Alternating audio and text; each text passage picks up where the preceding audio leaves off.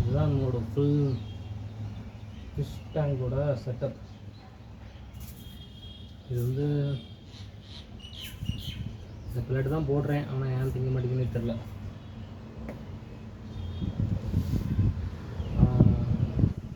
Fish ஆஃபீஸில் இருக்கவங்க இது தெரிஞ்சுக்கிட்டா கொஞ்சம் நல்லா இருக்குன்னு ஆசை. நம்ம வந்து life ஃபீடுக்காண்டி Moina, Daphnia, bed forms இதெல்லாம் வந்து கல்ச்சர் பண்ணுறதுக்கு ஸ்டார்டர் தேடிக்கிட்டு இருக்கோம்.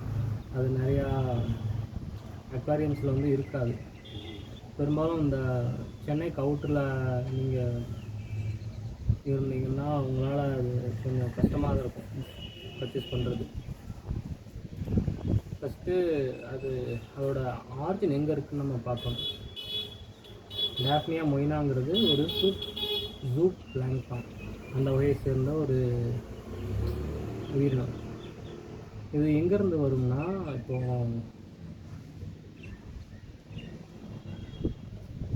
ஆறு, ஏரி இல்லைன்னா சின்ன குளம், குட்டை இந்த மாதிரி இருக்க ஏரியாவில் வந்து சன்லைட் அதிகமாக எக்ஸ்போஸ் ஆகிறதுனால அதில் வந்து ஃபைட்டோ பிளாங்கான் வந்து ஃபஸ்ட்டு க்ரியேட் ஆகும். ஃபைட்டோ பிளாங்கான்ங்கிறது ஒளிச்சேர்க்கை மூலமாக வளரக்கூடிய ஒரு சில தாவரம்.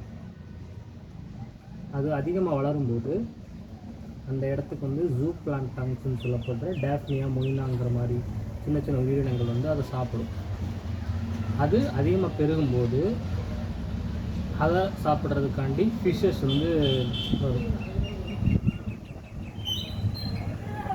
ஸோ இதுதான் அந்த ஒரு நேச்சரில் இருக்க ஒரு சைக்கிள். நம்ம வந்து அதோட எக்ஸை வந்து எடுத்துகிட்டு வந்து நம்ம கேட்ச் பண்ணுறது மூலிமா நமக்கு அதை கல்ச்சர் பண்ணலாம்.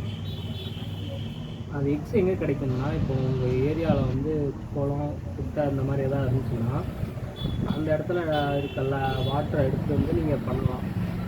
சப்போஸ் அப்படி கிடைக்கலையேன்னா சம்மர் டைம்ஸில் பார்த்தீங்கன்னா அந்த குளம்லாம் நல்லா வற்றி இருக்கும். வற்றினதுக்கப்புறம் அந்த மண் வந்து வெடிப்பு விழுந்துட்டே இருக்கும். அந்த மண்ணில் வந்து அதோடய முட்டைகள் இருக்குது. டாஃப்னியா, மொய்னா இது ரெண்டோட முட்டையுமே அந்த இதில் இருக்கும். அந்த டாஃப்னியா, மொய்னா வந்து அது எப்படி இனப்பெருக்கம் பண்ணுறதுன்னு நம்ம பார்க்கணும். ஃபஸ்ட்டு ரெண்டுமே ரெண்டு விதத்தில் இனப்பெருக்கம் பண்ணும். ஒன்று அதோட தாய் வந்து குளோனிங் பண்ணுறது மூலயமா அதோட இனப்பெருக்கம் நடக்கும். இன்னொன்று வந்து மேல் அண்ட் ஃபீமேலு ஜாயின் பண்ணி நார்மலாக நடக்கிற இனப்பெருக்கம் மாதிரி நடந்து அது வந்து எக்ஸ்லே பண்ணும்.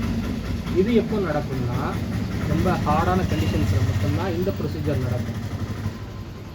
மற்றபடி அதாவது இந்த சம்மர் டைமில் வந்து தண்ணி மட்டும் வற்றிடும். வற்றும்போது அதோட ஜென்ரேஷன் வந்து அதை கொண்டு வரதுக்கு அது என்ன செய்யணும்னா ஆண் பெண் ரெண்டும் சேர்ந்து எக்கு வந்து ரெடி பண்ணி அந்த மண்ணில் வந்து விட்டுட்டு போயிடும். அந்த எக்குக்கு ஒரு ஸ்பெஷல் குவாலிட்டிஸ் என்ன இருக்குன்னா, அது எவ்வளோ ஹார்டான கண்டிஷன்லேயும் அதால் சர்வைவ் ஆக முடியாது அந்த எக்குனால். ஆனால் டாஃப்னியாவாலையும் மொய்னாவாலையும் உயிரோடு இருக்கும்போது அந்த ஹார்டான கண்டிஷனில் சர்வைவ் ஆக முடியாது. ஸோ இது என்ன செய்யணும்னா அது சாகிறதுக்கு முன்னாடி இந்த ஒரு ப்ரொசீஜரை பண்ணும். என்ன செய்யணும்னா ஆண் பெண் ரெண்டும் சேர்ந்து மேட்டிங் பண்ணி அது மூலயமா எக்கை ஹேட்ச் பண்ணி அந்த மண்ணில் போட்டுட்டு அது இறந்துடும். சம்மர் டைம் முடிஞ்சு எப்போது மழை சீசன் ஆரம்பிக்குதோ அப்போ வந்து அந்த எக்குக்கு வந்து சரியான ஒரு வெதர் கண்டிஷன் வந்து அமையும். அதுக்கு தேவையான ஆக்சிஜன் இருக்கும், தண்ணி இருக்கும், அது வாழ்கிறதுக்கான அந்த மண் இருக்கலாம், அதில் இருக்கான நியூட்ரிஷன்ஸ் இருக்கும். ஸோ மழை பெய்யும் போது அது என்ன ஆகும்னா ஹேட்ச் ஆக ஆரம்பிச்சிடும். ஹேட்ச் ஆனது எப்போ ஹேட்ச் ஆகும்னா இந்த ஃபைட்டோ பிளாங்கான் சொல்லப்படுற அந்த தாவரம் இருக்குங்களா, அது எப்போ அதிகமாக வருதோ அப்போது தான் இதால் வந்து ஹேட்ச் ஆகி இதோட சாப்பாடு எடுத்து இதோட இதை வந்து பெருக்க முடியும்.